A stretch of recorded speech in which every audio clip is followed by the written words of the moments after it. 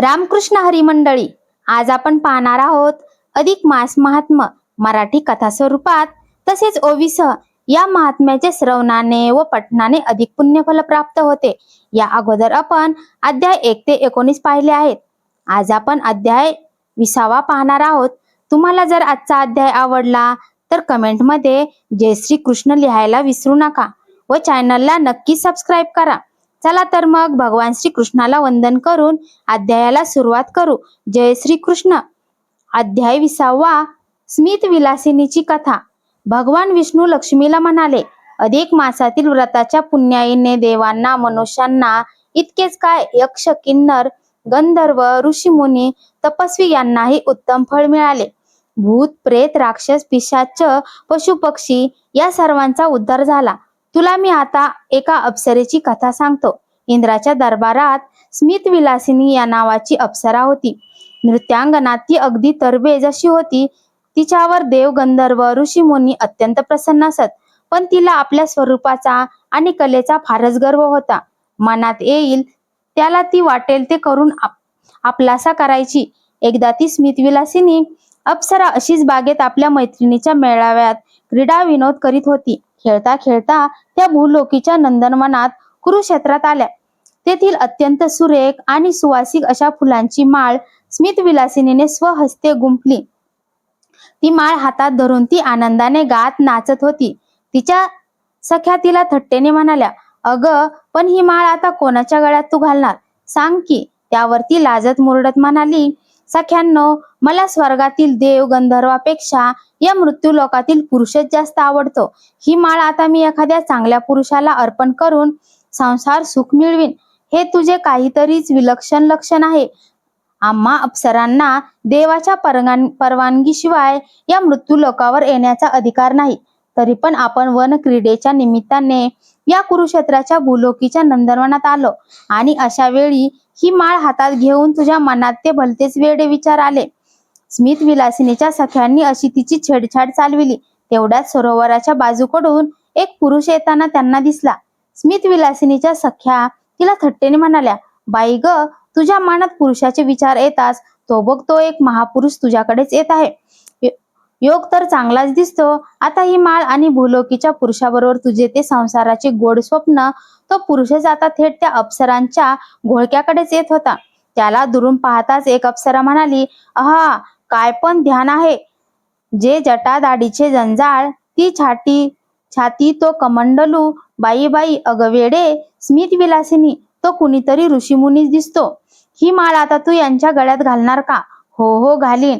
यांच्याच गळ्यात माळ घालीन. मला इथेच भूलोकी राहून संसार करायचा आहे. मला किनई माता बनायचे आहे. बरं का सख्यांनो? अगं, त्या स्वर्गात माता कुठे आहेत?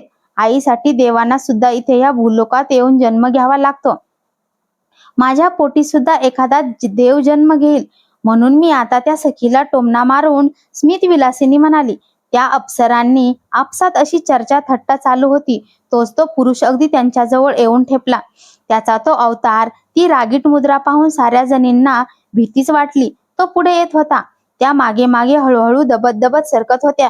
काही जणी तिरप्या नजरेने पाहत, तोंडावर हात झाकून थोड्या हसतही होत्या. तो पुरुष रागाने त्यांच्याकडे पाहत खिकसून म्हणाला, काय चाललंय हे? तुम्ही अप्सरा दिसतो, मग इथे कशा? माझी चेष्टा करता? काय पण ध्यान, जटा दाढीचे जंजाळ, मी कोण आहे ठाऊक नाही. मला दुर्वास मुनी म्हणतात. माझा राग फार वाईट आहे, शापून भस्म करीन. दुर्वास मुनींचे हे शब्द ऐकताच साऱ्या जणी घाबरून दूर पळून गेल्या.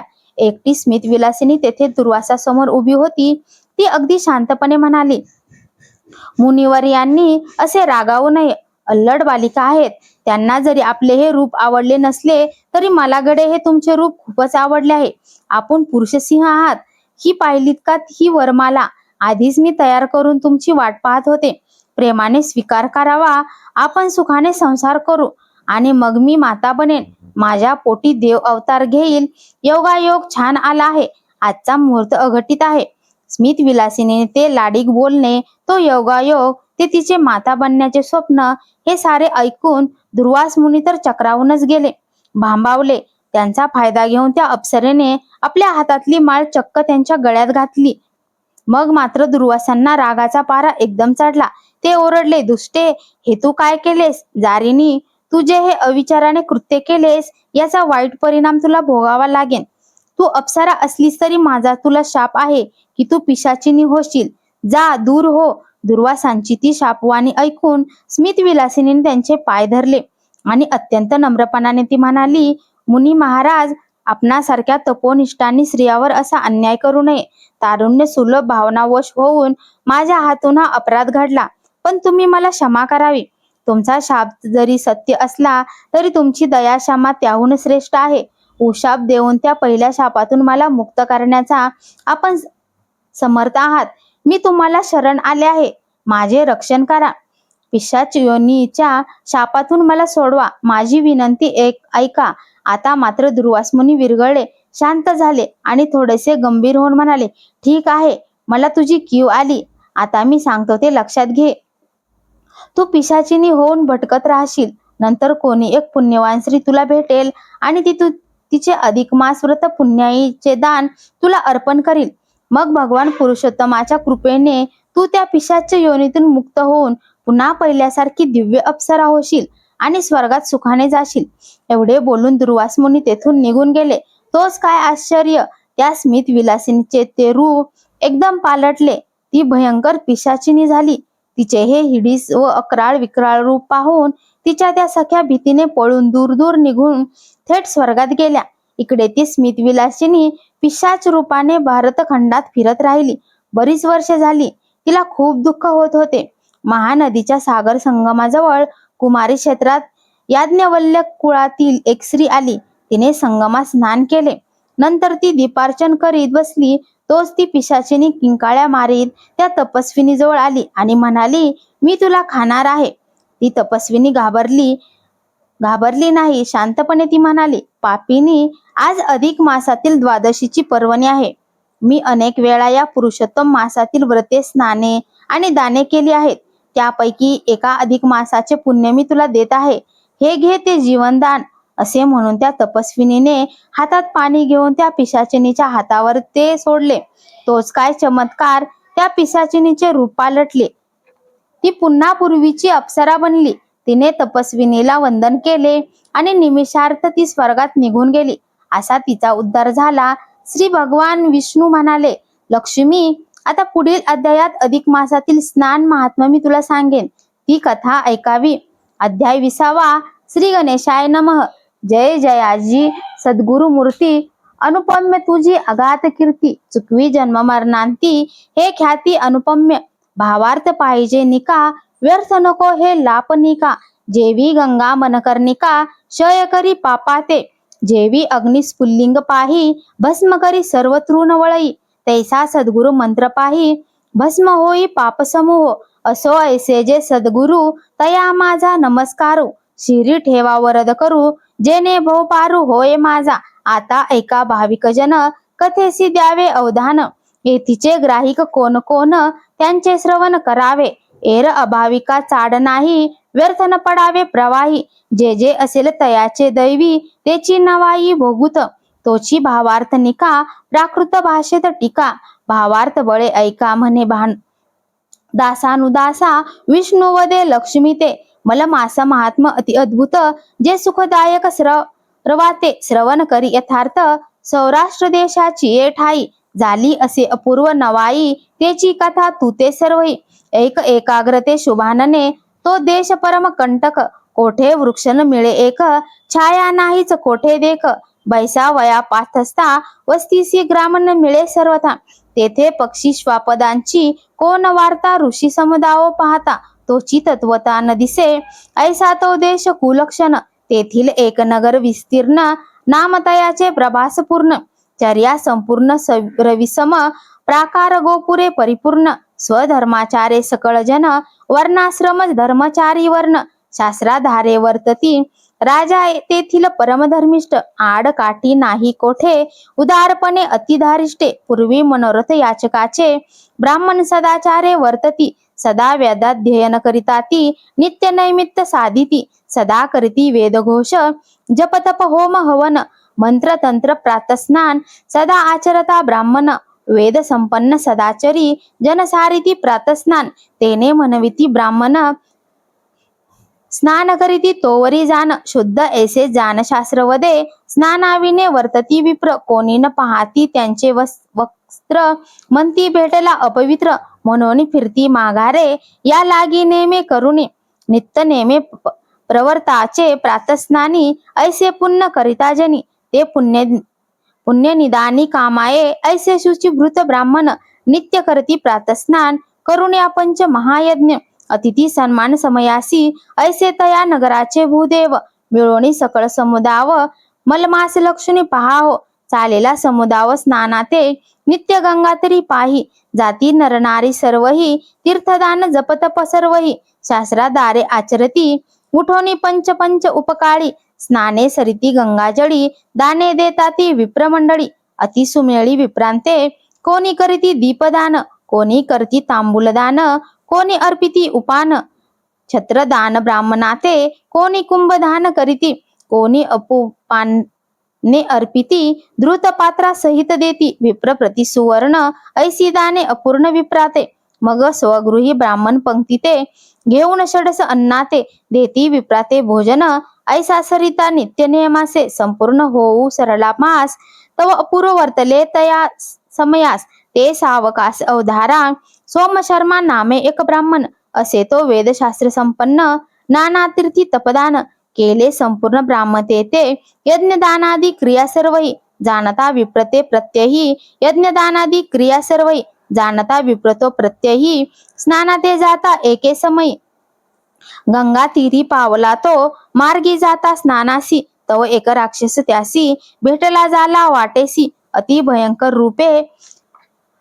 अकराळ विक्राळ दीर्घवदन लंब बाहो विशाळ नयन धूम्राकार जटापूर्ण आरक्त वर्ण औष्टपै स्थूलोदर गर्ते समान उंच ग्रीवा हस्ता समान लिंग त्याचे लंबायमान सदा नंग ब्रह्मचारी शुभ्र लव अंगावरुते तेही लंबायमान कंटक ऐसे देखून तयाते विप्रद चकला मानसी मने हे विघ्न केवते आले मज भोवते उभे ठेले स्नाना लागी आडवे ठाकले पूर्व कर्म माझे आता मग हृदयी स्मरण भगवान नारसिंह मंत्र जपे ब्राह्मण तेने भीती गेली निघून मग बोले वचन तयासी आधीच ब्राह्मण देदीप्यमान वरी शुचिभृत संध्या स्नान त्यावरी नारसिंह जपत पूर्ण जपे ब्राह्मण आदरे ऐसा विप्र अग्निवत राक्षस पाहुनी भीत म्हणे हाते न भिये किंचित मी तव सुक्षित पातलो मग म्हणे हो द्विजवर्या साधू हृदय कोमळ सदया मी तव पापिष्ट क्रूर हृदया करी दया दीनबंधो नाना जीव हिंसाधारी नाना जीव दिले अघोरी पाप भोगिले नाना परी राक्षस देहधारी पैमी ऐकून तयाचे करून उत्तर द्रवले तेव्हा विप्र अंतर कोमळ हृदय द्विजवर नवनीता परी असे जयाचे हृदयी नाही कोमळता तो विप्र देह नव्हे तत्वता असो द्विज राक्षस पाहता झाला बोलता पैस्ती म्हणे तू पूर्वी होतास कोण कोण्या पापस्तव हा देह जाण प्राप्त झाला तुझ लागून ते करी श्रवण सर्वही मग राक्षस म्हणे विप्राते ऐक माझी या वृत्तांते मी पूर्वी वैश्य धनवंत असे विख्यात भूमंडळी नाना वस्तूंचा रक्षक जाण क्रिय विक्रिय करी पूर्ण गृही संपत्तीस नसे न्यून पुत्र सुना परिवार गाई म्हशी खिल्लारे अपार हस्ती वाजी सकट थोर दास दासी अपार ऐसा परिवार अमरिमित तव एक अग्निहोत्री ब्राह्मण सहकुटुंबी सत्पात्र जाण वेदाध्यायी असे निपुण परिपूर्ण धनेसी तव तो विप्र शिरोमणी चालीला महायात्रा लागुनी तयाने द्रव्य घट भरुनी ठेवीला आणूनी गृही माझ्या सुवर्ण नाने 10 सहस्र जाण द्रव्य घट भरिला परिपूर्ण मज पुढे ठेवीला आणून गेला ब्राह्मण वाराणसी सहकुटुंबेसी विप्र गेला तिकडेचा 12 वर्षे त्याला यात्रा करिता दिवस गेला तो इकडे स्मरण मजला झाले काही कार्य निमित्त तयाचे मी द्रव घट खर्चिला साचे तो विप्र याचा करुण साचे परतोनी आला माघारी यात्रा करून संपूर्ण द्रव्य घट मागे मज लागून तव अडचणीस तव जाण नाही म्हणून बोलिलो मी तू द्रव्य आणून ठेविले कधी याते साक्ष कोणती दावी आधी आमुचे घर घेतो हा मंद बुद्धी मिळाली मांदी जनाची व्यवहारी गेला राजद्वारी जो तो ब्राह्मणा ते धिक्कारी, म्हणती हा जन्म दरिद्री. द्रव्य कैचे पदरी याच्या, ऐसा न्याय तेथे झाला. द्रव्य घटम्या अभिलाषीला, देखत देखत ग्रासीला. पातक गोळा धनलोभे, मग तो विप्र तळमळत गेला. तळमळोनी मज शाप दिदला, म्हणे पापिष्टा चांडाळा. अभिलाषीला द्रव्य घट, पृथ्वी तेज वायू आकाश, तुझ मज साक्षीच आहे चंडाशू. तरी शाप घेई निशेष, होई ब्रह्म राक्षस पै आता. माझे वचन असत्य होईल, तरी माझी यात्रा निर्फळ हो सकळ. ऐसा बोलिला करुण तळमळ, विपरे प्राण त्यागिला. धनलोभे मेला द्विजवर, मी राक्षस झालो साचार. ऐसा माझा प्रकार झाला साचार द्विजवरा. परक्यांचे द्रव्य अभिलाषिते, ते आप्त वर्ग खाऊनी गेले. शेवटी मज व्यसन प्राप्त झाले, भोगणे लागले दैत्य दशे. या लागी दुसऱ्यांचे अभिलाषिता, शोक्य नाही तत्वता. शेवटी भोगणे लागे अवस्था, न सुटे सर्वथा निर्धारे. आता प्रार्थना ऐका, परोपकार करी निका. मज धाडी परलोका, तारक नौका तू होई. ऐसे म्हणता ते क्षणी, द्विज बोले प्रसादवाणी. म्हणजे मलमास स्नानदासनी, मास एक नेम केला. तया आम्ही सप्त दिनांचे, उदक ते तू अर्पितो साचे. ते पुण्य प्राप्त होईल नेमाचे, घडो त्यांचे फळ तुझ लागी. ऐसे वदन तये वेळी, उदक भरलेसे अंजुळी. म्हणे तुझ सफळ हो तात्काळी, हो उद्धार ए वेळी. वदन घातले उदक, तव नवल वर्तले एक. विमान आले तात्काळिक, अति लखलखित तेजस्वी. माझी बैसले विष्णुदूत पाही, राक्षस गेला दिव्य देही. तात्काळ विप्र राणा, वारंवार लागे चरण. केले उद्धारणा दयानिधे, जय जयाजी विप्रमूर्ती. अघात अनुपम्य तुझी कीर्ती, पुण्य वेचून मज प्रती. गुरुमूर्ती उद्धरिले, ऐसा स्तुती वाद करुणी. म्हणून मलमास महात्मा अघात थोर, भावे आचरे नारी नर. करा आपुल्या जन्माचा उद्धार, विनवी किंकर संतांचा. स्वस्ती श्री अधिक मास महात्मा ग्रंथ, पद्मपुराणीचे संमंत.